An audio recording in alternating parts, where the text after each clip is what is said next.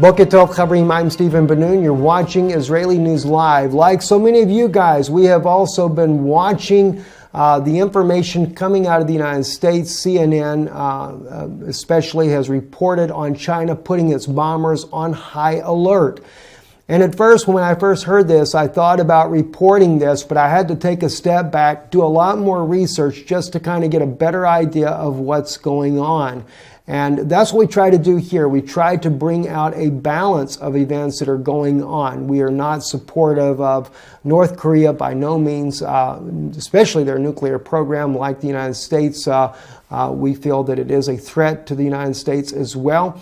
And of course, their continued expansion. Now, I do kind of understand that Kim Jong-un, being a pharaoh of North Korea, a dictator without question, but I also at the same time, I think about the families that live in North Korea, the mothers and the children and the fathers, many of these people that would never want to live under this dictatorship rule. Many of them, they risk their lives to escape, and then their families suffer all kinds of persecution. So I'm not in favor either of the United States using a nuclear bomb on North Korea or just devastating the country and all these innocent people dying that don't want to be a part of this leader. What has really brought this country to this position is ruthless dictatorship. And I do believe that what China has been willing to do and trying to do and help bringing this situation to under control by their sanctions that they began to finally start doing, I believe that that is what would actually bring this nation to its knees without a military intervention. So I question why the United States is actually doing such an aggressive posture to go in there with the military and just take them out. And again, I know President Trump is a tough president. He's firm about what he says. But at the same time, I question whether or not he's really the man that is calling the shots on this. I believe that this war powers that is running the United States, the shadow government, is the ones that are actually doing this. They're the ones calling for it. And of course, it would stimulate the U.S. economy at the lives of many children, women and children, and even men that, as I said, would not want to be under such a dictatorship. And I do believe that under Chinese pressure, seeing that they do contribute to, I think, something like 81% of all of North Korea's trade relations is through China, that China could easily cripple the nation and bring it to its knees and de-escalate this whole situation. Now, with that in mind, let's go right into some of the things that are going on here. And let me just real quick, just make one quick comment. I had someone recently, and I approved the comment, but I wanted to respond, didn't get a chance to, that was actually questioning our translation of one of our articles the other day about Russia being willing to defend North Korea. Occasionally we do make a mistake or something, but we'll always correct that if we do. But one thing is for sure. My whole family, or my wife's family, I should say, not my whole family. My family is from the United States. In fact, most of my family is all military or former military, including myself. I served in the Marine Corps. And my son, my oldest son, also is an Army veteran. My brother as well, a veteran of the Army as a Ranger. My father served 3 tours in Vietnam. My grandfather served both of them in Second World War. So yeah, we have a lot of military background in our family. And of course, I consult my son and my stepbrother as well on military issues today. As far as in my wife's family, grew up in the Soviet Union, speak Russian. And my father-in-law also was an officer in the Soviet military in Slovakia. So yes, we do have an extensive knowledge and background. I also have a brother that lives in Japan, a sister, a doctor in Japan. So we have a lot of Eastern knowledge and abilities at our disposal as well. So we try to bring all this together, and we're not here to say that Russia is right and we love Russia and North Korea is right and China is right. No, what we're trying to do is to take, because we're in this part of the world, to bring a balance into our reporting for you guys. But if we do make a mistake, we will correct that. But that article that I shared with you the other day, it is clearly showing that the evidence was there that Russia intends to protect North Korea, to defend them from any type of an attack there. They're not there to attack North Korea, even though they do not really have any type of military agreement with North Korea.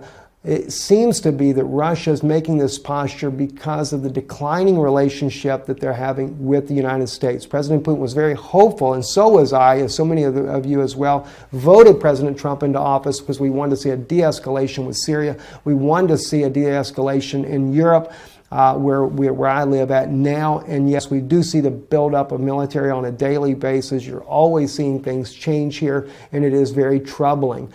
So we were hoping that this would be that way, and many Europeans felt the same way, that Donald Trump would actually de-escalate the situation with Russia in the Baltics here, and that has not happened. And I think that's what's contributing to Russia moving a military force down on North Korea's border as well.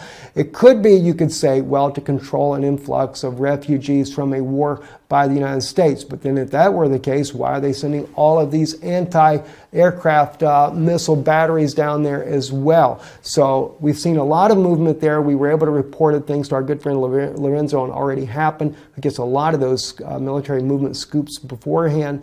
So we were able to share that, and we see clearly what's coming. So again, this is what we're looking at right now when it comes to this these reports about China puts bombers on high alert.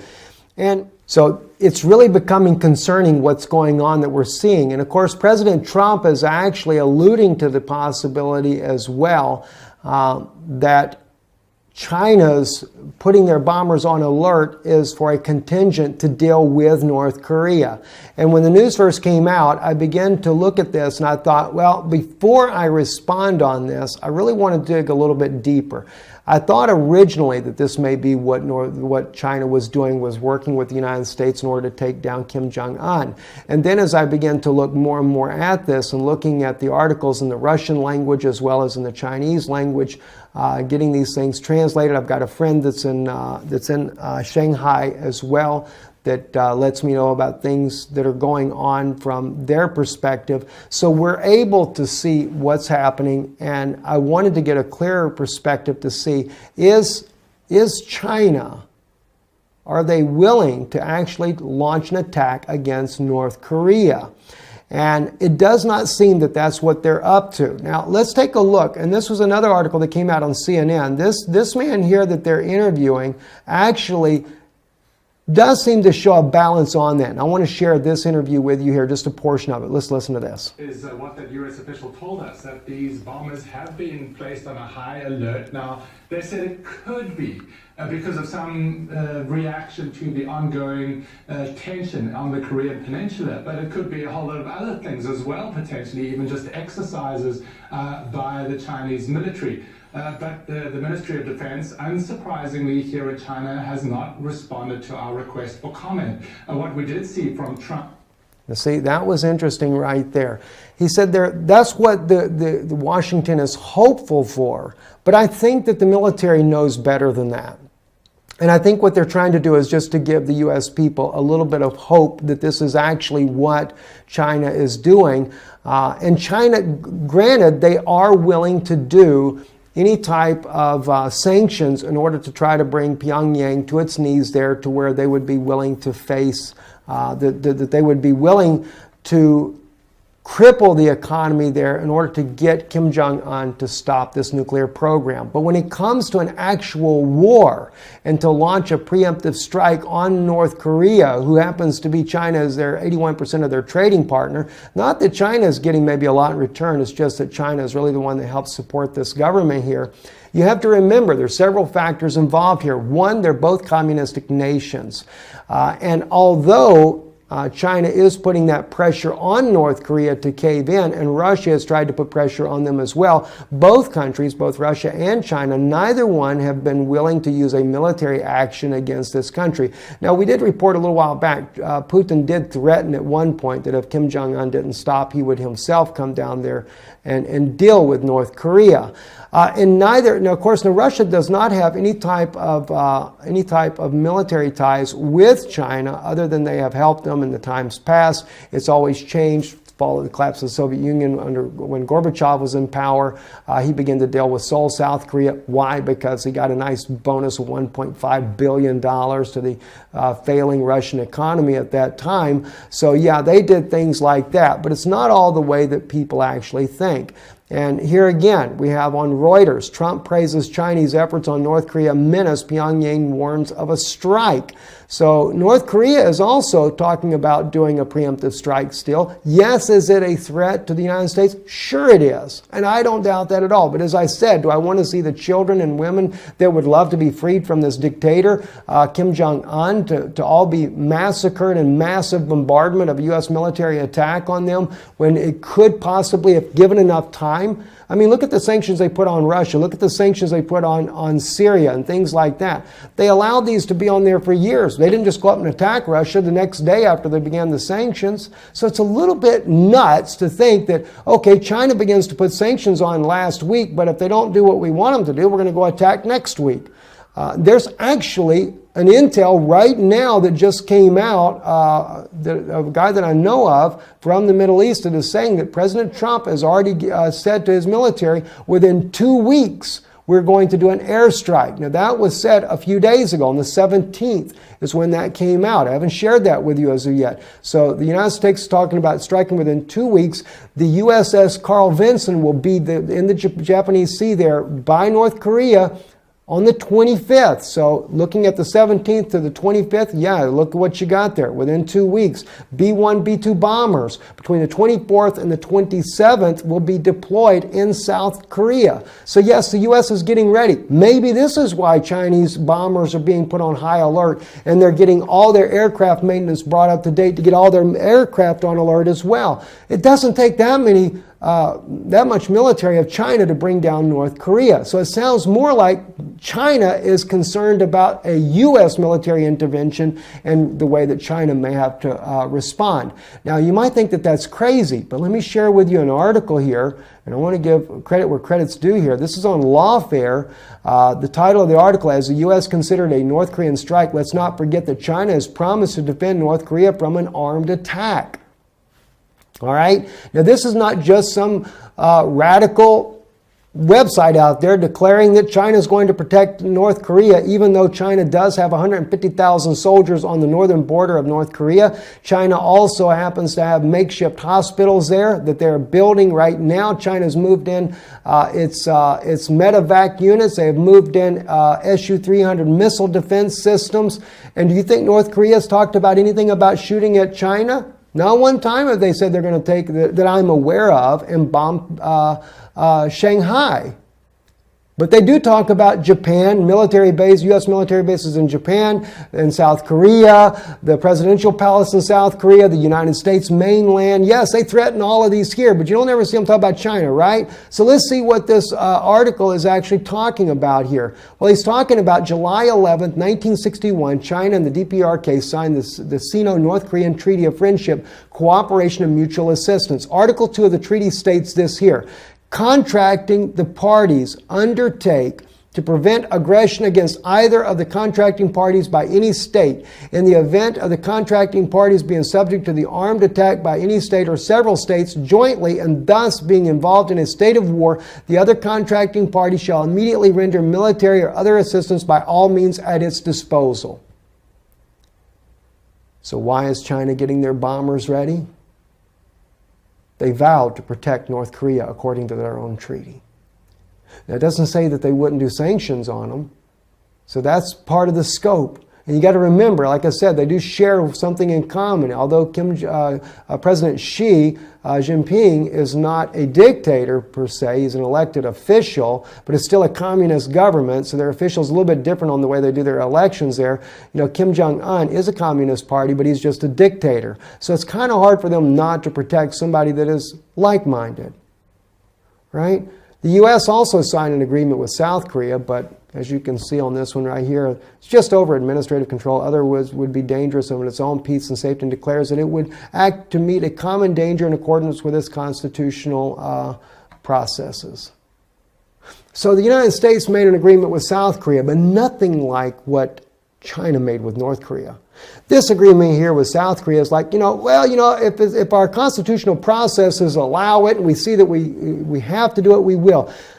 The United States is going to protect South Korea mainly because of the U.S. military base there, and understandably so. But there again, are we really that big of a threat? I mean, is it really that North Korea is that big of a threat for U.S. interest? I think what makes North Korea more of a threat is the more threats that we make towards them. Kim Jong-un is really not that big of a threat. Pretty much anything he's got, we can knock down out of the air the moment it leaves the ground. Now, granted, him getting these satellites up into the atmosphere with nuclear bombs on them, that is a danger. But U.S. also has Star Wars technology that can knock all these satellites out with no problem and setting back on that and not risk starting a nuclear conflict. I think there are other means that we should consider as well. China is ready to promote political settlement in hotspots with Russia, according to Sputnik News. And of course, they mention North Korea and Syria. And the only reason I think that Russia would be getting involved in any of this to begin with is because the relationships with the United States has deteriorated. Their hope that President Trump was going to bring a peace, and I believe that President Trump really was hoping to bring peace. As he stated, Crimea should be part of Russia. It's always been a part of Russia. As he stated before the elections and everything, that we shouldn't have NATO's forces built up on Russia's doorstep. That he wanted to bring that down. He wanted to get rid of the sanctions. Russia was very hopeful of all this. Now, was this President Trump only saying this to get elected by the people because we, as the people of the United States, also didn't want this war? Maybe that's what it was. I don't know. Maybe he really meant it from his heart to do that. But the shadow government steps in and says, no, buddy, you're going to do what we say because war makes us a heck of a lot of money. And we're going to bomb Syria, and we're going to bomb North Korea, and we're going to bomb them all. And then we're going to deal with Iran and Russia next. They may get it a lot sooner than they think. Well, maybe they want it. Maybe they want China and Russia to bomb the United States and nuke our country as well. I don't know what the case may be, but it's putting the lives of the American people at risk for all this shadow government's crazy moves that they are doing. So, at any rate there, all you guys, we already know about this right here, and this is why I say, even as an American, no, I don't appreciate this. Iran has done the same thing, made the videos of attacking Israel and things like that. So, Israel considers Iran a threat because of all of its missiles attacking Israel and wiping Israel off the map. Well, now North Korea does the same, showing their animated versions that they're going to attack the United States as well. Yes, that is a problem. Yes, something does need to be done, and I agree with that 100%. And of course, also on the UK Express here, World War III fears North Korea to complete lethal nuclear submarine missile system soon. UN warns. So they're building up more public opinion to justify a war that they no doubt have pre-planned for quite some time. But I guess what they figure is if they can't get Russia to act over all the buildup on their western border there, over there in the eastern part of Europe there, on Russia's western border through Lithuania, Latvia, and all these places here, if they can't get Russia to get into a fight with us there, well, maybe if we go over there and bomb the mess out of North Korea, then maybe Russia will react. And then we have a justified means to attack Russia from the other side as well. I don't really know, friends. I don't know. In fact, this was interesting. Topwar.ru, this article came out today. NATO and Russia, will there be a war? And the article here, when you read through this, is really interesting. And they go into the same things that I just shared with you. Russia was really hoping that Trump would help restore the relationship, that they would get rid of the sanctions, that they could work together mutually. But they do talk about that the tensions continue to rise, the buildups are still there, and that Putin is not a man that will just back down to all the threats, and that he reacts to every action that they make, and that somewhere along the lines, it's going to spark a war if things don't get a bit more careful. That's kind of the day's bad news. I hate to tell you that. The only good news that I know of is Yeshua, Jesus Christ. And if you don't know him, I think now's a good time to get to know him. I'm Stephen Ben-Nun. You're watching Israeli News Live.